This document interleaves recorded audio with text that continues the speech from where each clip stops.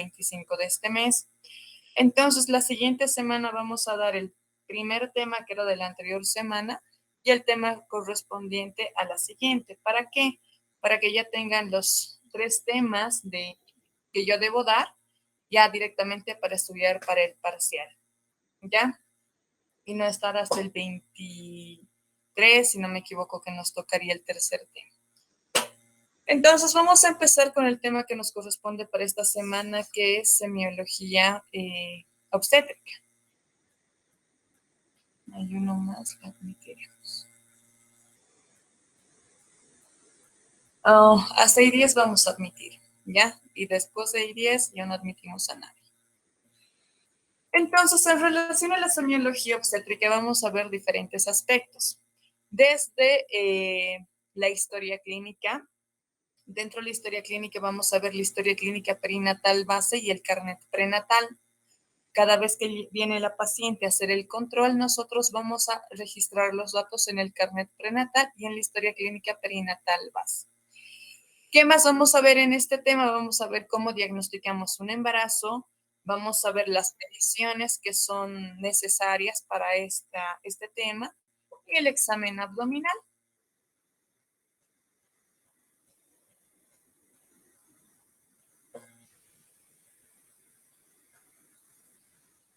Entonces, primero, vamos a empezar con la historia clínica.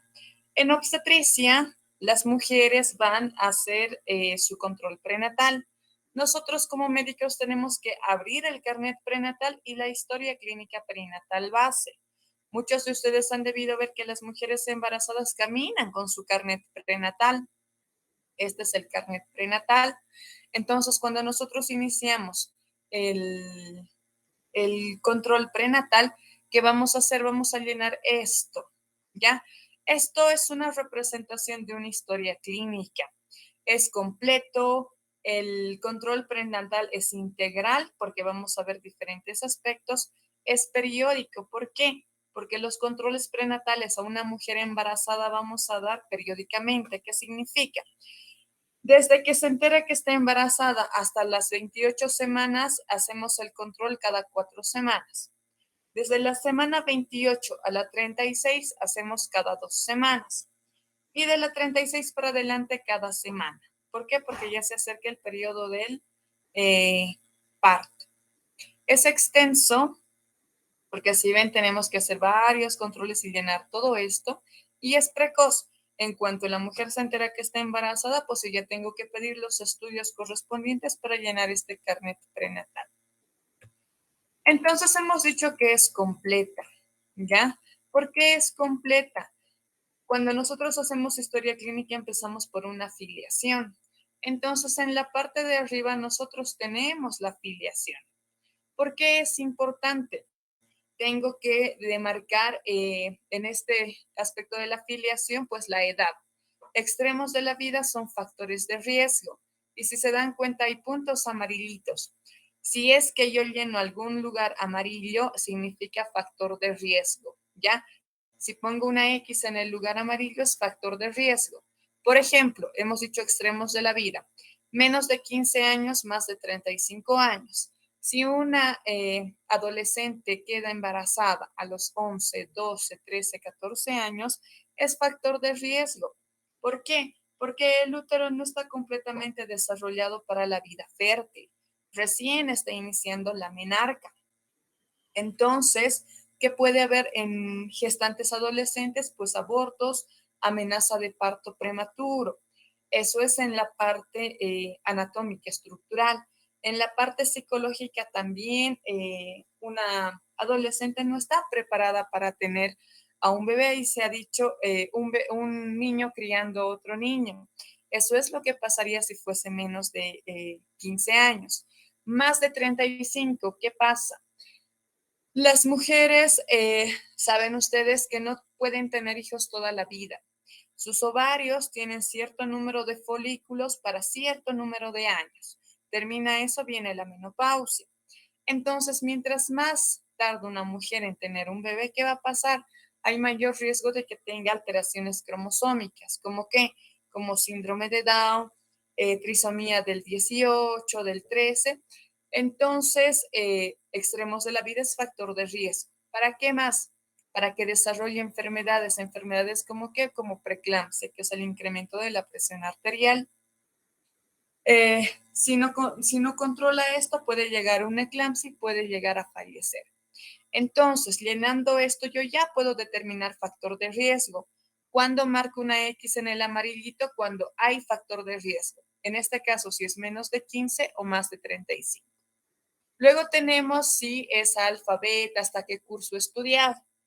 Sabemos que sí, no sabe leer, no sabe escribir, no ha tenido una educación, ¿qué va a pasar? No va a asistir a los controles prenatales.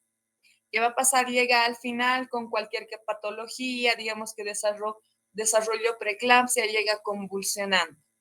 Entonces el riesgo de muerte es mayor, ¿no ve? Mientras que si va y entiende cómo debe hacer los controles prenatales, pues perfecto, durante el control, durante la gestación, yo puedo detectar enfermedades que va a desarrollar, ¿ya? Que es muy diferente una mujer que no sabe cómo hacer el control, no va al control, no es educada respecto a los controles y llega al final con cualquier patología. Entonces, por eso es factor de riesgo. En estado civil, factores de riesgo, ¿qué es? Soltera. ¿Por qué? Porque una mujer que está soltera pues no tiene a un apoyo con ella. ¿Y qué va a pasar? En estas mujeres, ¿qué es lo que se ve? Recién nacidos con bajo peso. Cuando una mujer se entera que está embarazada y no tiene una pareja, pues hay muchos conflictos en ella de parte de la familia, del que dirán de los amigos, de que apareció embarazada. Entonces, ¿qué pasa con la paciente? Va a estar estresada, deprimida, no se va a alimentar bien y esto nos da un producto con bajo peso o amenazas de parto prematuro o amenazas de aborto. Entonces, si se dan cuenta, mientras yo voy llenando, ya voy marcando factores de riesgo, ya voy identificando factores de riesgo. Luego, en la historia clínica también tenemos antecedentes personales no patológicos, patológicos, familiares. Aquí también, por eso esto es completo. Si hay algún familiar que tenga tuberculosis, hipertensión o antecedente de preeclampsia, eclampsia, u otra alteración grave, pues aquí yo ya lo marco en sí. Entonces yo ya voy identificando factores de riesgo. Si ella en la actualidad o en la gestación anterior tuvo enfermedades, también voy marcando. Cirugías del tracto reproductivo, entra aquí. ¿Qué cirugías? Si una paciente ha sido operada de miomas, pues sí es un factor de riesgo. En este embarazo no podría ir a parto, tendría que esperar a una cesárea.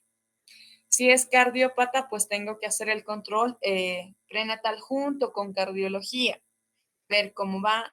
Nefrópata, lo mismo. ¿Por qué? Porque el riñoncito durante el embarazo pues trabaja fuerte.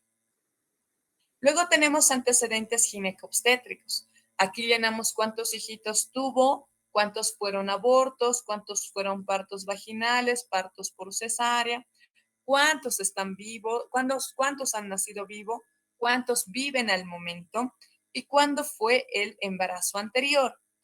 ¿En qué me sirve esto del embarazo anterior? Porque nosotros tenemos periodo intergenésico. ¿Qué es periodo intergenésico? Desde el final de una gestación hasta el inicio de la otra gestación. Eso se llama periodo intergenésico.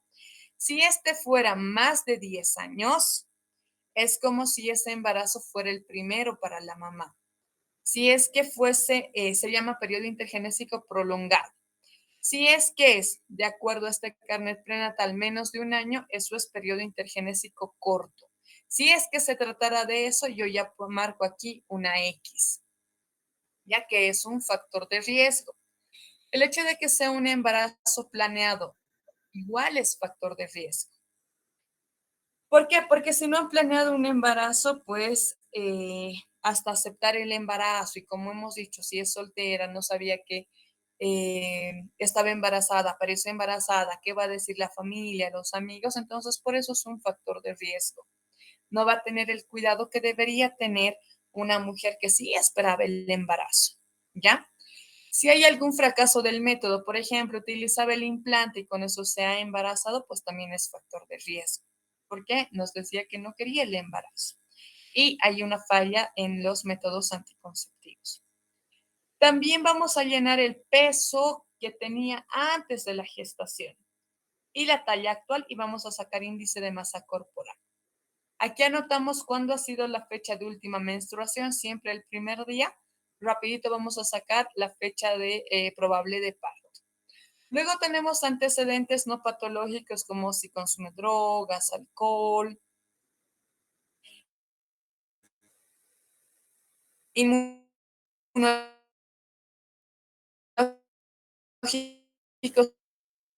si se ha hecho vacunar contra la 16 de gestación. Ustedes ya saben cómo es el PAI, ¿no? Cómo es la vacuna del tétano. Son 5 dosis. Uno STAT, uno al mes, el tercero a los 6 meses, el cuarto al año, el quinto al año siguiente. Y completa sus 5 dosis. Si no completa las 5 dosis, llegamos a la primera, la siguiente que se embarace, otra vez voy a poner la primera. Si se embaraza 3 veces voy a poner la primera dosis y me quedo ahí. No, por eso esto es completo e integral. Tengo que ver que reciba sus vacunas. Ya en el embarazo recibirá por lo menos 2. También vamos a ver el examen odontológico, vamos a ver mama, si no hay lesiones en mama, puede haber cáncer o alguna otra lesión, tengo que ver. Igual le hacemos un examen odontológico, hacemos el examen ginecológico, ponemos el espéculo. El hecho de que una mujer esté embarazada no significa que no pueda hacer papá Nicolau. Hago papá Nicolau a partir del tercer mes, del primer trimestre de gestación. Saben que para el papá Nicolau utilizo el cepillito y la espátula de aire. En el caso de embarazadas, solo usamos espátula de aire, no usamos cepillo. ¿Ya? No hacemos biopsia ni un procedimiento quirúrgico en la vagina, si tuviera quistes, pólipos, no tocamos. ¿Por qué? Por el incremento de la vascularización nos va a sangrar bastante. Posteriormente nosotros ya tenemos que pedir laboratorios, el básico prenatal. ¿Qué corresponde esto? Hemograma, glucemia, creatinina, grupo factor, RPR para sífilis, VIH, prueba rápida. Y todo eso lo voy a llenar aquí, donde me pide. Aquí me pide grupo, aquí yo ya tengo que anotar el grupo. Me pide hemoglobina antes de las 20 semanas y hemoglobina después de las 20 semanas. ¿Qué significa? Dentro de las primeras 20 semanas yo ya tengo que pedir el laboratorio. Y a partir de la semana 28 ya pido nuevamente el mismo laboratorio. ¿Por qué? Porque hay enfermedades que se desarrollan durante la gestación, como ¿qué? Con la diabetes gestacional o como la preeclampsia, ¿ya? Entonces yo tengo que ver eso aquí anotado. Anoto antes de las 20 y luego de las 20 semanas, ¿ya? Igual glucemia, si ha salido sífilis positivo, todo eso. Si tiene VIH, no tiene VIH. El primer control anoto aquí. Fecha, mes, año. Tengo que saber calcular cuántas semanas tiene. Cada control prenatal que voy a controlar. Peso, presión en la mamá. Ya directamente en el embarazo voy a controlar la altura uterina, cómo está la presentación, cómo está el latidito, si se mueve, todavía no se mueve. Le tengo que dar un suplemento que es sulfato ferroso y ácido fólico los primeros 3 meses, 90 tabletitas. Aquí pongo 90 en sulfato ferroso. Si he encontrado infección, aquí anoto IP y qué medicamento le he dado. Anoto qué médico está haciendo. Si yo le he hecho, pues doctora Vargas, anoto y aquí la fecha de su próxima cita. ¿Cómo sé cuándo va a ser la próxima cita? Pues ya sabemos el intervalo de los controles prenatales. Entonces, esta es una primera parte en la que hay antecedentes y hacemos el control de la actual gestación.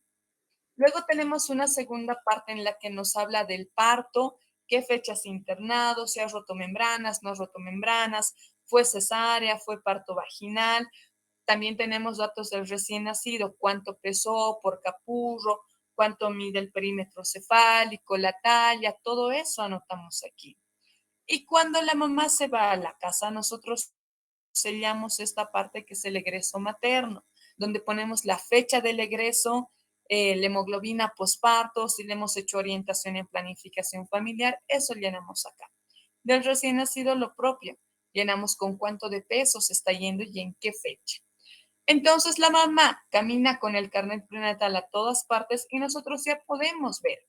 Si nosotros no hemos hecho el control prenatal y llega al hospital, pues yo ya veo cómo ha ido en todo su control prenatal. No necesita andar con papeles de historia clínica. Esta es su historia clínica. Muy bien. Ahora vamos a ver diagnósticos de embarazo. Vamos a tener signos de presunción, probabilidad y certeza. Los signos de presunción están dados por los aparatos y sistemas maternos. Esto va a aparecer al final de la cuarta semana y desaparece a la semana 18. Los de probabilidad los vamos a revisar con el examen que vamos a hacer. ¿Quién nos proporciona esto? Pues el aparato genital. Y los de certeza nos dice que nos demuestra con el 100% de severidad que existe la presencia de un feto. Entonces vamos a ver los signos de presunción. Estos signos de presunción pues son subjetivos, pueden ser objetivos, son inconstantes, que significa que en algunas pacientes, que esto varía, en algunas pacientes pueden no haber estos signos o síntomas y en otras pacientes puede estar bien atenuado. Entonces, por eso es inconstante, es variable, depende de cada persona.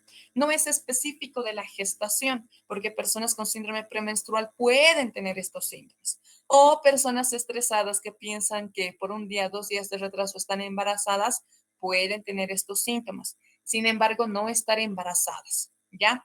Por eso son signos de presunción. ¿Cuáles son estos? ¿Qué va a tener la paciente? Va a tener cansancio, astenia, adinamia, sueño.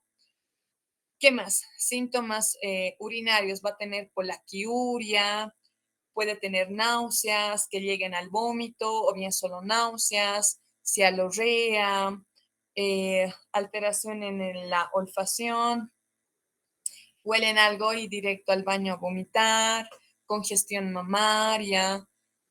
A las 18 semanas ya podemos ver secreción de calostro. Entonces, estos son variables, depende de la paciente. Puede presentar o no puede presentar, o puede presentar muy atenuado. ¿Ya? Los signos de probabilidad, hemos dicho, nos los va a proporcionar el aparato genital y lo vamos a revisar cuando nosotros hagamos el examen físico. ¿Qué son estos signos? Vamos a empezar por la vagina y el cérvix. Nosotros ya sabemos utilizar el espéculo. Entonces, ¿qué hacemos? Introducimos el espéculo y vamos a ver. Cuando hay un embarazo, pues tiene que haber un incremento del flujo de la arteria uterina hacia el útero. ¿Para qué? Para alimentar al nuevo ser. Entonces, ¿qué va a pasar con el cérvix y la vagina? Va a tener una coloración violácea. ¿Por qué? Por incremento del flujo.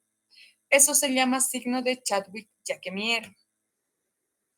Luego vamos a tener signos cuando nosotros hagamos la palpación bimanual. ¿Cuáles son estos? Primero vamos a ver el signo de Piscasek. ¿Qué es este signo? Una vez que ha ocurrido la fecundación, el óvulo fecundado viaja hacia la cavidad uterina y ahí va a empezar a crecer primero en un costado donde se implanta, empieza a crecer. De golpe no aparece grande el producto. Y entonces empieza a crecer y es por esto que va a deformar el útero. Ese signo se llama signo de pizca seca. Entonces, ¿cómo hago? Una manito por dentro de la vagina y el otro empujo el fondo uterino. Con mi mano que está arriba voy a palpar todo el reborde del fondo y voy a ver como un chinchoncito en el útero. ¿Ya? Ese es el signo de pizca seca. Tenemos el signo de Hegar. Tenemos Hegar 1, Hegar 2.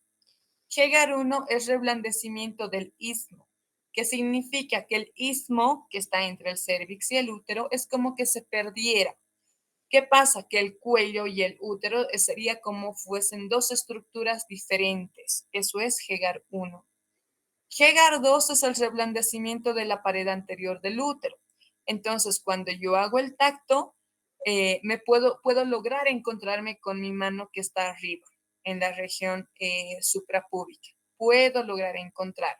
¿Por qué? Porque está reblandecido y permite deformarse para que mis manitos se encuentren. Tenemos el signo de Gödel, que es Gödel, reblandecimiento del cuello uterino. Entonces, signo de Gödel, reblandecimiento del cuello uterino. El cuello uterino se reblandece, ya no es duro como una mujer que no está embarazada. También tenemos el signo de Oslander. ¿Qué es esto? Hago tacto, hemos dicho que hay un incremento del flujo. Entonces, la arteria uterina va a ser fácilmente palpable. ¿Por qué? Por ese incremento del flujo. Entonces, ¿qué es Oslander? Palpación fácil de las arterias uterinas. Continuamos con los signos. Vamos a tener el signo de Noble-Boudin y el signo de McDonald. ¿Qué es McDonald? Aumento de la flexibilidad del cuerpo sobre el cérvix, ya que se relaciona igual que el Hegar-2, ¿no ve? Que se puede deformar. El de Noble-Boudin, hemos dicho al principio que en el de Piscasec el producto va a crecer en un cuernito, en un lugar. Va a ser, por eso se deforma, hace como un chinchoncito. Conforme pasan los días, incrementa el tamaño del producto y del saco gestacional. ¿Qué va a pasar? El útero ya va a crecer como una esfera, como una pelotita. Entonces, cuando yo haga tacto, ¿qué voy a sentir? El fondo ocupado. ¿Por qué? Porque ya ha crecido así como una pelotita. En cambio, en una mujer que no está embarazada, yo hago el tacto, mi dedito entra hasta el fondo. ¿Por qué? Porque no hay nada ahí. Mientras que en la que esté embarazada con una edad ya un poquito más avanzada, introduzco mi dedito y me choco con el fondo. Entonces, la ocupación del fondo posterior. ¿Qué más vamos a ver? Vamos a ver cambios uterinos. Estos cambios vamos a verlos conforme avanza el crecimiento del producto. A la cuarta semana se asemeja al útero como una naranja. A la octava semana se asemeja a un pomelo, que es un pomelo o una toronja. A la semana 13 se dice que el tamaño del útero es como el tamaño de una cabeza de un recién nacido. Entonces así se va asemejando los cambios del tamaño del cuerpo uterino. ¿Ya? Entonces, hasta la semana 8 es intrapélvico. Ya después nosotros podemos llegar a palpar. Nosotros palpamos el fondo uterino y tenemos que medir la altura del fondo uterino. Si yo no sé que esa mujer está embarazada, puedo hacer un diagnóstico diferencial. ¿Cuál? La presencia de miomas. El mioma es un tumor, ¿no ves? Normalmente o mayormente cuando no hay degeneración, es sólido, es nacarado y va incrementando de tamaño. Entonces puedo palpar un útero grande y ser miomas y no ser nada de embarazo. Ya hemos visto signos de presunción, probabilidad, vamos a ver signos de certeza. ¿Qué nos dicen esto? Que nos da la aseveración de que sí existe un producto. ¿Cuáles son estos? Auscultar latido cardíaco fetal, palpar partes fetales. ¿Qué más? Ver movimientos del producto. Nosotros le estamos haciendo la revisión y vemos que se mueve. Son como ondas, patea, empuja. Ah, decimos sí, hay un producto adentro porque un mioma no se va a mover. Igual, escuchamos latido. Cuando escuchemos latido, siempre tenemos que tener presente de que sea el producto. ¿Cuánto es el latido del producto normal? De 120 a 160. Muchas veces llega ovitado. La causa hasta ese momento no la sabemos. Vamos a averiguar. Pero cuando auscultamos, podemos estar auscultando el latido de la mamá. Podemos estar auscultando a la mamá y no al producto y decir, no, sí, sí está vivo. Sabemos que si la mamá hace fiebre, el productito, ella va a hacer taquicardia y el producto también. Si esta mamá que llega con óbito está con fiebre, va a hacer taquicardia. Y yo puedo confundir esa taquicardia de la mamá con el latido del bebé. ¿Ya? ¿Cómo puedo diferenciar? Una mano va a estar escuchando el latido y la otra el pulso de la mamá. Si ambos son iguales, pues es el de la mamá. A veces decimos está con bradicardia, está con 80, directo a quirófano y había sido óbito ya. ¿Qué habíamos palpado? Pues el pulso de la mamá, el óbito ya había sido hace muchos días, ¿ya? Siempre diferenciar con el de la mamá cuando tenemos dudas. Otro signo de certeza, pues la ecografía. Si nosotros tenemos la foto de un producto dentro, decimos, sí, pues está embarazada. Entonces, muchos de ustedes ya están empezando la práctica. Tenemos que hacer maniobras para escuchar el latidito y es así como escuchamos el latido.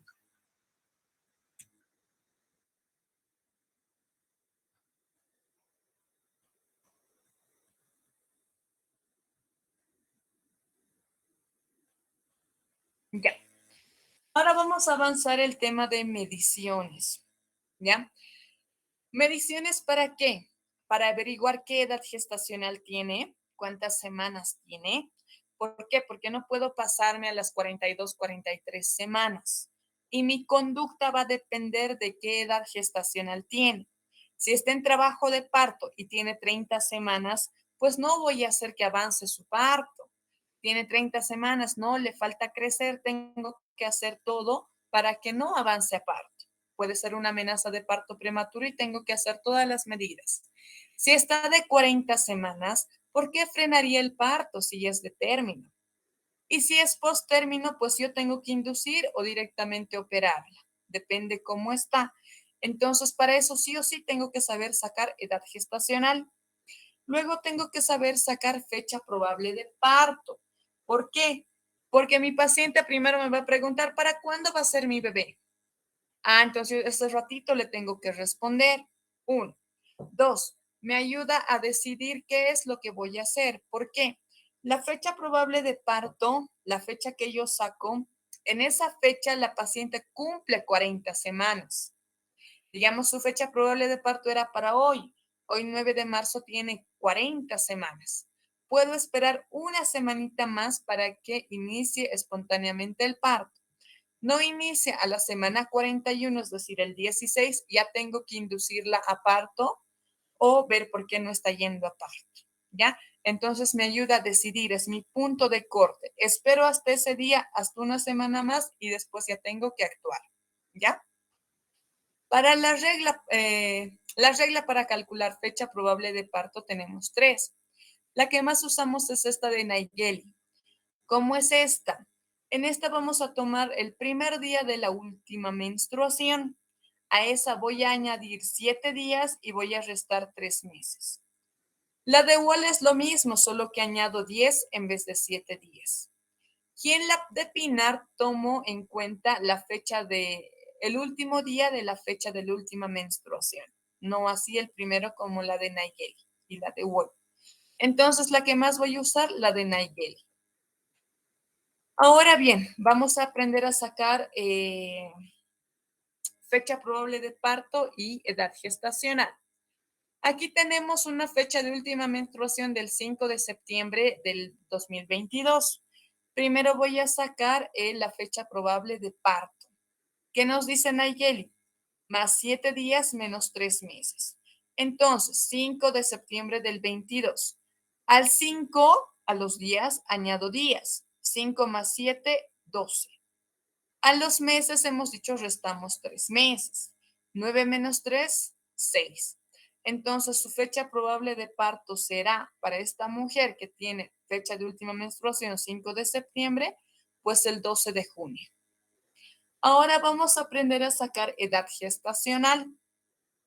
Para la edad gestacional vamos a aprender la regla de los meses, ¿ya? Sabemos que en la gestación tenemos 9 meses y para esta regla cada mes va a tener 28 días. Pero sabemos que no es cierto, no todos los meses tienen 28 días. Hay meses que tienen 30 o 31 días. Para esos meses que tienen 30, 31 días, se añade esta semana. ¿Cómo es esto? Tenemos 9 meses. A los primeros 3 meses voy a añadir una semana. Es decir, si ya cumple la paciente 3 meses, yo añado una semana. La paciente cumple al otro trimestre 6 meses. Ya añado otra semana más. ¿Qué significa? Cada trimestre añado una semana. ¿Por qué? Porque no todos los meses tienen 28 días. Por eso es que añado una semana. ¿Ya? Si tiene 6 meses, voy a añadir esta semana, pero la semana del primer trimestre también. O sea, si tiene 6 meses o más, añado 2 semanas. Si tuviera 9 meses, añado 3 semanas, la del primero, la del segundo y la del tercero, ¿ya? Si tuviera 4 meses, no puedo añadir 2 porque todavía no he llegado al 6. Si estoy en 4, solo añado 1. Lo mismo si estoy en 5 meses, añado 1.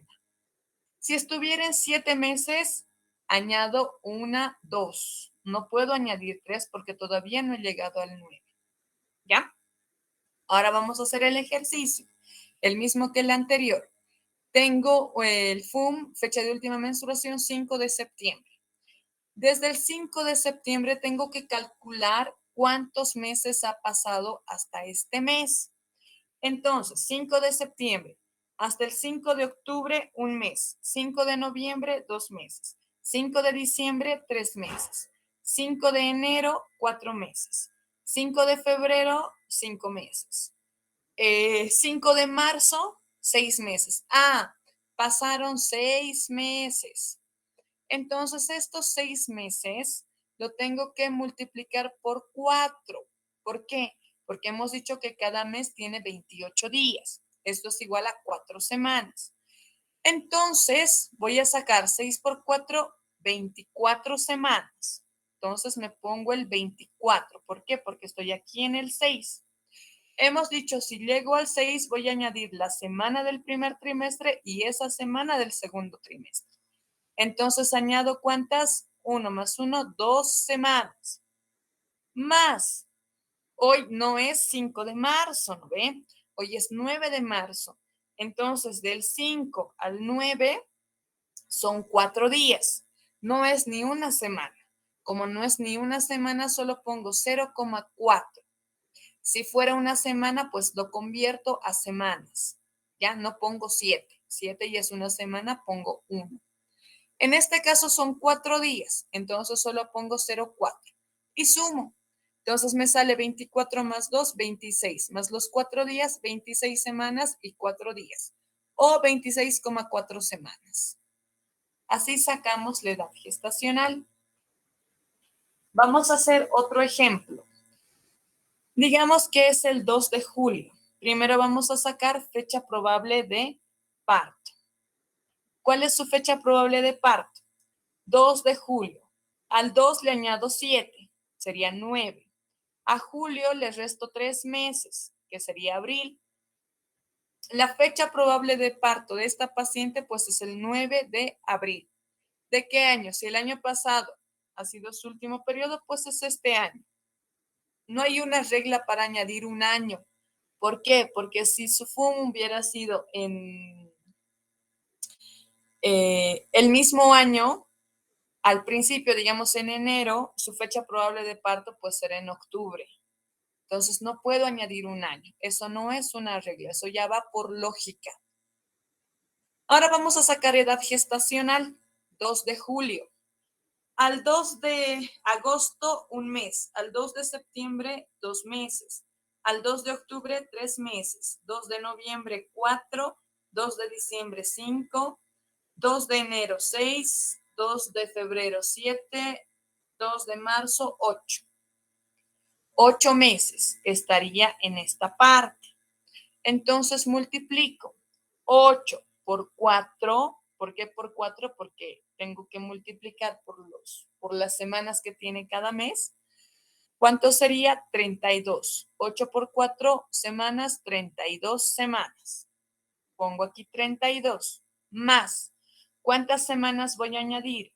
La semana del primer trimestre, la del segundo trimestre. No puedo añadir la del tercero porque todavía no he llegado al 9.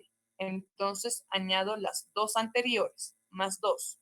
Más del 2 al 9 que es hoy, ¿cuántos días han pasado? 3, 4, 5, 6, 7, 8, 9. Han pasado 7 días. 7 días es igual a una semana. Una semana tiene 7 días, ¿no? Entonces pongo más 1.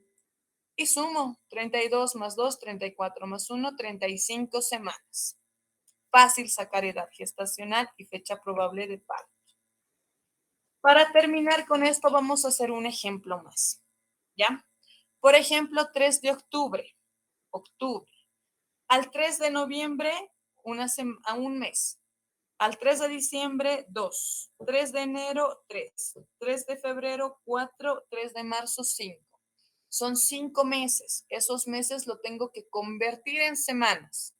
¿Cuántas semanas tiene un mes? Pues 4. Entonces 5 por 4 semanas es igual a 20 semanas. Entonces pongo 20 más, estoy aquí en el 5. ¿Cuánto debería añadir? Una semana. ¿Por qué? Porque recién ha pasado el primer trimestre, no he llegado al segundo trimestre. No puedo añadir esta. Añado la del primer trimestre, 20 más 1. Hoy no es 3, hoy es 9. Del 3 al 9, ¿cuántos días son? 4, 5, 6, 7, 8, 9. Son 6 días. Entonces pongo 0.6 porque todavía no es una semana.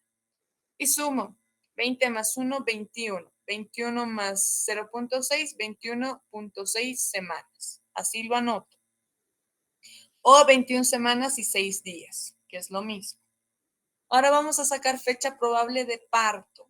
¿Ya? Tenemos su FUM 3 de octubre del 22.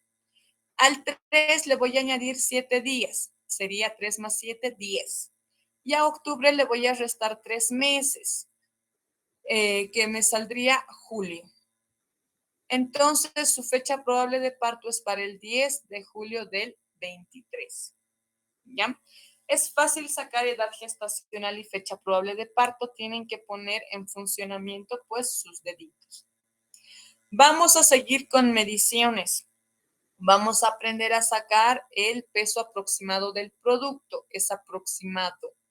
Tenemos para esto la regla de Johnson. ¿Cómo es esta regla? ¿Qué nos dice? Tenemos que tener altura de fondo uterino, restarle una constante K y multiplicarlo por 155. ¿Qué es esta constante K? Tenemos que identificar si el producto está encajado o no está encajado. Si está encajado, resto menos 11. Si no está encajado, resto menos 12. Entonces vamos a hacer ejercicios. Hemos dicho, si no está encajado, menos 12. Si está encajado, menos 11. Supongamos que tenemos una altura de fondo uterino de 33 centímetros. Entonces, no está encajado el producto. Resto 33 menos 12, 21. Y eso lo multiplico por 155, que me va a dar 3.255 gramos. Si no está encajado. Pero si está encajado, yo debo restar menos 11. ¿Ya? 33 menos 11, 22. 22 por 155, 3.410 gramos. Si yo me equivoco en no encajado y encajado, me va a salir mal. ¿Por qué? Porque las constantes cambian. 12 si no está encajado, 11 si está encajado. Entonces ahí ya tenemos el peso aproximado del producto. Luego vamos a ver el examen abdominal. Ya sabemos medir, ya sabemos sacar edad gestacional y fecha probable de parto. Ahora, ¿qué tengo que hacer? Pues revisarla a la paciente. Ya he hecho anamnesis, he preguntado si vive sola, si sabe leer, escribir, hasta qué curso ha estudiado, qué edad tiene, o sea, ya he preguntado todo, he visto laboratorios. Ahora voy a hacer el examen obstétrico. Empezamos haciendo una inspección, como en cualquier examen. Vamos a ver si cirugías, cicatrices, estrías, si son rosadas, normalmente son rosadas, luego se vuelven nacaradas.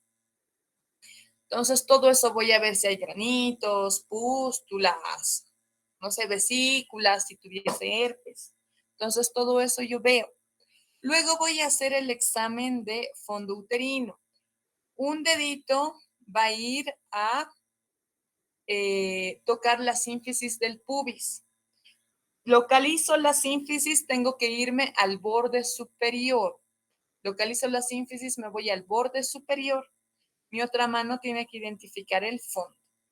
Entonces, ¿cómo hago? Agarro con una mano la cinta métrica en el borde superior de la sínfisis y con mi dedo índice y medio agarro la cinta métrica y voy avanzando hacia el fondo uterino, ya como si abrazara el fondo para identificar el fondo. Voy recorriendo esto con el borde cubital hasta llegar al fondo y mi manito recta voy a medir cuánto es la altura de fondo uterino. Midiendo la altura de fondo uterino y haciendo maniobras de Leopold, ustedes van a poder sacar el peso aproximado del producto, ya con la regla de Johnson. Ahora bien, vamos a ver maniobras de Leopold porque tenemos que saber si está encajado o no está encajado. Vamos a tener 4 maniobras, pero antes de ver las maniobras de Leopold, vamos a ver estas definiciones. Primero, ¿qué es actitud fetal?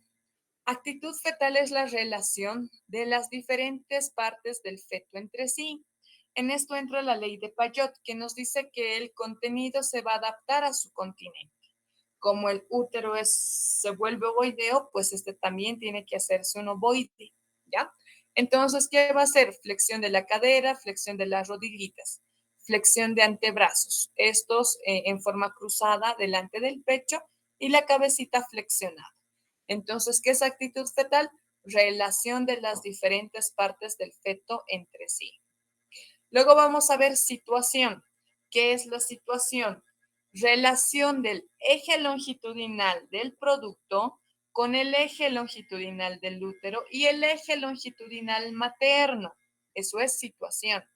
Podemos tener una situación longitudinal, una situación transversa o una situación oblicua. Entonces, cuando yo palpo, tengo que ver en qué situación está el producto. Luego tenemos la posición. ¿Qué es la posición? Es la relación del punto toconómico de la presentación con una de las semipelvis maternas. ¿Cuántas semipelvis tiene la mamá? Pues 2, una derecha y una izquierda. Entonces, ¿qué es posición? Relación del punto toconómico de la presentación con una de las semipelvis maternas. Entonces, ¿qué puede ser? Un dorso izquierdo o podría ser un dorso derecho, ¿ya? Cuando digo posición tengo que decir dorso izquierdo o dorso derecho. Luego tenemos la presentación. ¿Qué es la presentación? Es la relación de uno de los polos del feto. ¿Cuántos polos tiene? 2, un cefálico y un pélvico. ¿Qué es presentación? Relación de uno de los polos del producto con el estrecho superior que lo ocupa en gran parte y es capaz de desarrollar el trabajo de parto. Entonces, ¿qué presentación puede ser? O cefálica o pélvica, porque es la relación con el estrecho superior, o sea, ¿qué está aquí abajo? O el traserito o la cabecita. Ya solo hay 2. Presentación, no hay presentación transversa, eso no existe, será situación transversa. Presentación es uno de los polos, o cefálico o pélvico. ¿Y qué es la variedad de posición? La variedad de posición es la relación del punto toconómico de la presentación con uno de los extremos de los diámetros del estrecho superior. Sabemos que el estrecho superior tiene diferentes diámetros: anteroposterior, transversal, oblicuo izquierdo, oblicuo derecho. ¿Qué es variedad de posición? Relación del punto toconómico de la presentación con uno de los extremos de los diámetros del estrecho superior, con un extremo. Este diámetro tiene un extremo anterior y uno posterior. Entonces, uno de los extremos. Por ejemplo, en este caso, la fontanela anterior es la fontanela bregmática, que tiene una forma romboidal. La posterior la lambdoidea tiene una forma triangular formado por el occipital y los parietales. Entonces, el punto toconómico vamos a ver el occipital, la fontanela menor. Entonces, ¿dónde está esta? Ah, está en el extremo posterior del oblicuo derecho, ¿ya? Este es el derecho, tiene un extremo anterior y un posterior. Entonces, ¿qué variedad de posición sería? Occipito, porque ese es su punto toconómico, ilíaco, porque este es el hueso ilíaco, ¿qué es esto? Izquierdo, porque está en mi pelvis izquierda, está en mi pelvis izquierda, posterior, porque estamos en el oblicuo y en la parte posterior, ¿ya? Entonces así yo veo la variedad de posición. ¿Cómo sé que occipito?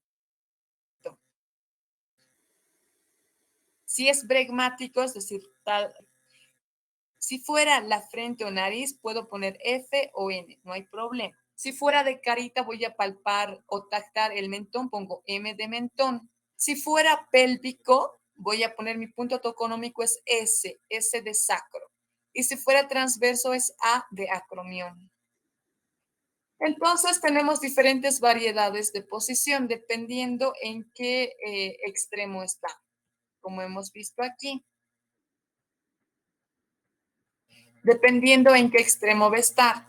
Si estuviera aquí el occipito, sería occipito ilíaco por el ilíaco, izquierdo por el lado izquierdo, anterior, porque esto es izquierdo anterior. Si estuviera aquí, occipito ilíaco por el hueso ilíaco, izquierdo transverso. Eso tienen que aprender muy bien porque cuando hablemos de mecanismo de parto, que es la siguiente semana, vamos a ver las rotaciones. Ahora vamos a ver las maniobras de Leopold. Estamos haciendo el examen a la mamá. Vamos a tener 4 maniobras. La primera maniobra va a ser mirando a la paciente, mis 2 manitos van al fondo uterino y voy a palpar. Si palpo blando, ancho y que se puede deformar, pues es el traserito. Entonces, ¿en qué presentación va a estar? Pues el otro polo, va a estar encefálico. Si palpo duro, que pelotea, no se deforma, pues estaría palpando la cabecita, entonces estaría en presentación pélvica, porque si aquí está la cabecita, aquí estaría la pelvis. La segunda maniobra del Leopold, voy a ir bajando más o menos a nivel del ombligo y voy a palpar con mis 2 manos, van paralelos. Tengo que tratar de tactar el dorso. El dorso es liso, es regular. Con mi otra mano palpo el otro lado. Si palpo irregular, prominencias, pues ahí están las partes fetales. Y en mi otra manita estaría el dorso. Entonces, en este caso sería un dorso izquierdo. ¿Ya?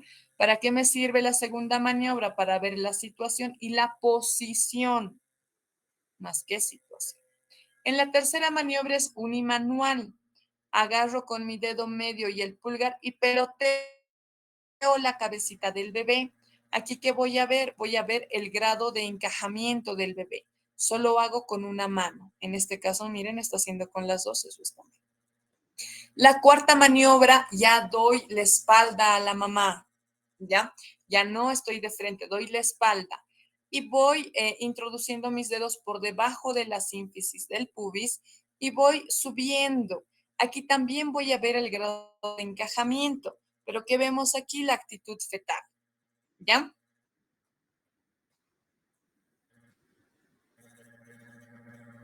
Entonces, primera maniobra, situación, presentación.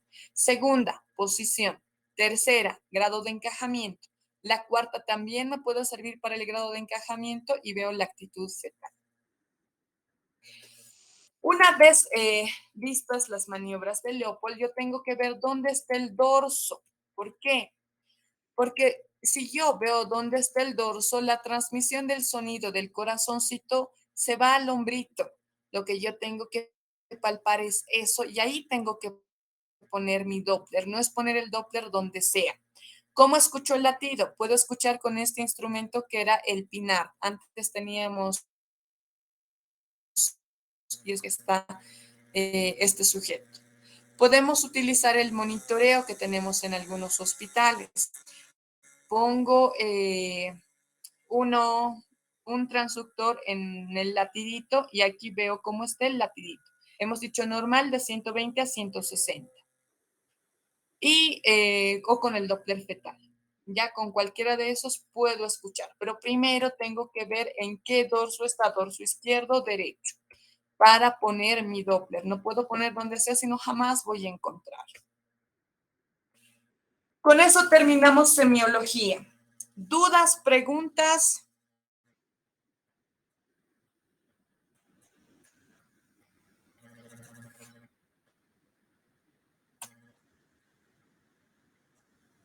Chicos,